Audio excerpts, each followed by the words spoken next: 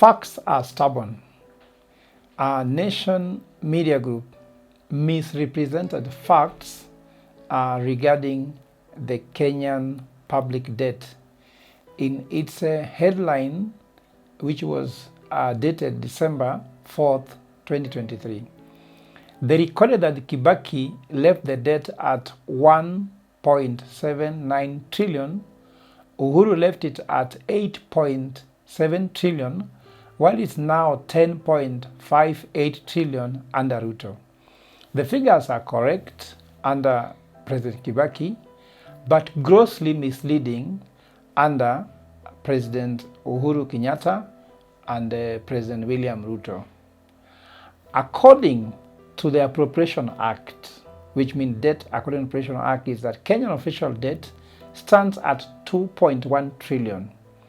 According to Treasury, it stands at 6.2 trillion, while according to State House, it's 10.58 trillion.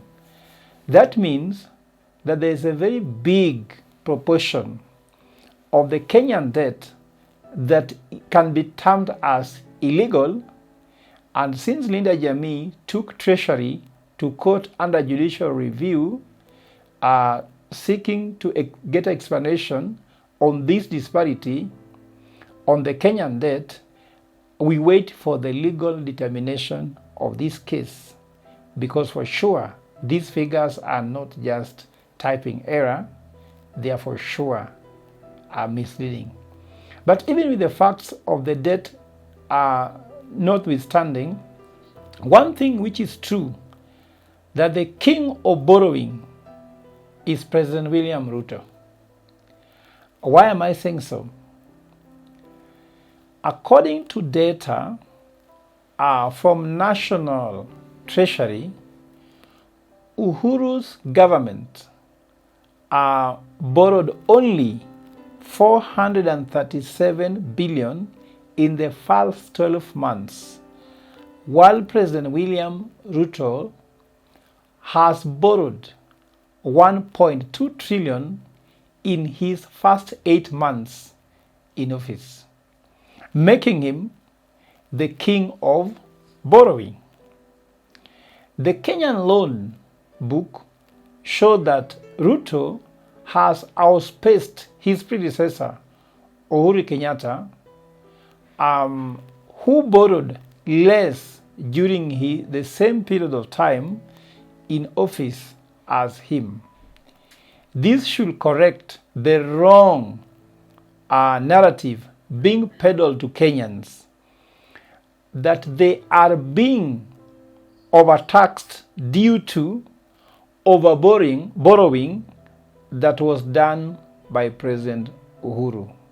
In fact, Ruto pays about 53 billion weekly, while Uhuru used to pay about 61.4 billion weekly, but there was always subsidies granted to Kenyans with lower taxation, which is not the same as what William Ruto is doing.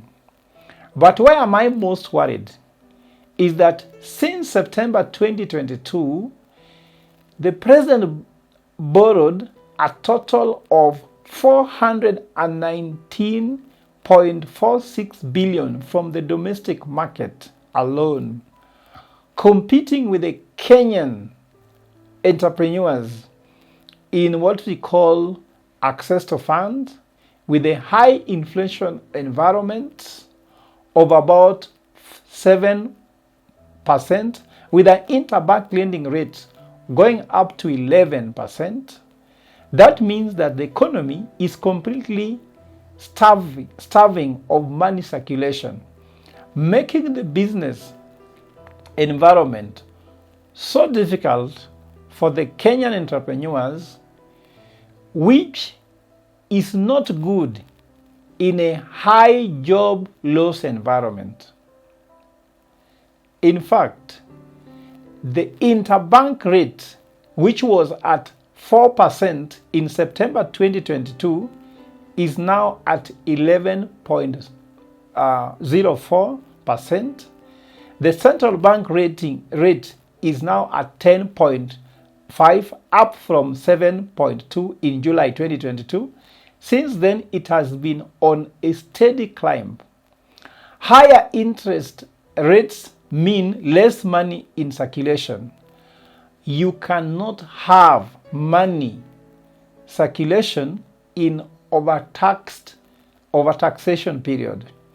A dollar exchange rate for 124.2 when Ruto took over a year ago has now risen to 157 and is hurting towards something to do with 200.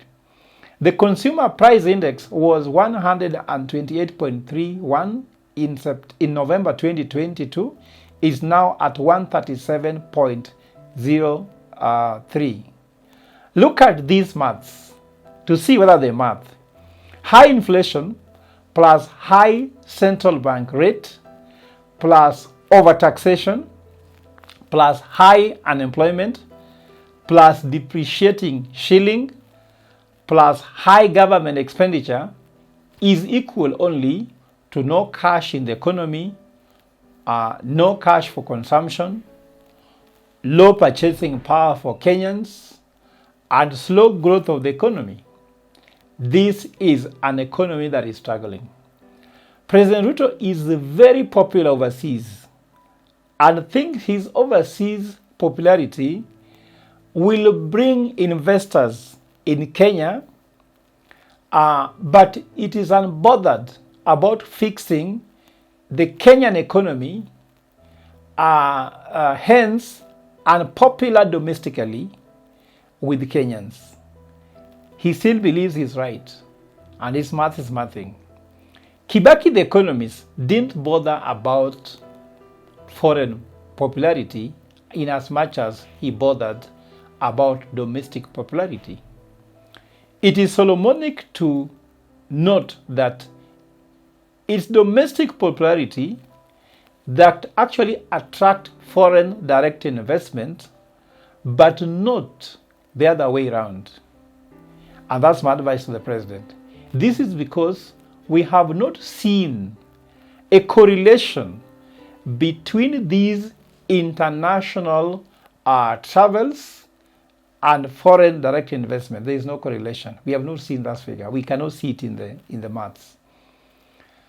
To keep our debt, let us do a judicial debt review, that's Solomonic, and declare the illegal debt illegal. And then use that as a chip to restructure the debt, some of which we are paying at 50% interest rate, which is not working.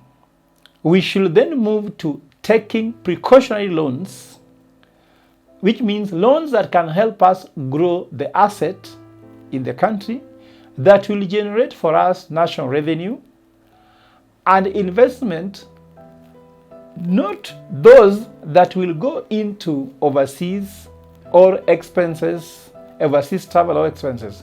We should avoid austerity measures in the economy, especially those that affect the common man or woman, mama mboga, and the rest, that brings hardship to them.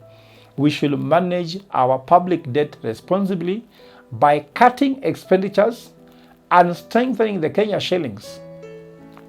Since any time Kenya shillings loses one value to the dollar, we add 40 billion shillings to our loan book, even without borrowing, meaning that each time the Kenya shillings adds value to the dollar, we cut our debt by 40 billion. That means if we take out shilling back to when it was 120 to the dollar, we would have actually gained 1.4 trillion into our loan book without paying anything. And it will be very Solomonic if we work fast on the depreciation in Kenya shillings more than anything else. And that means fix the domestic economy. Thank you.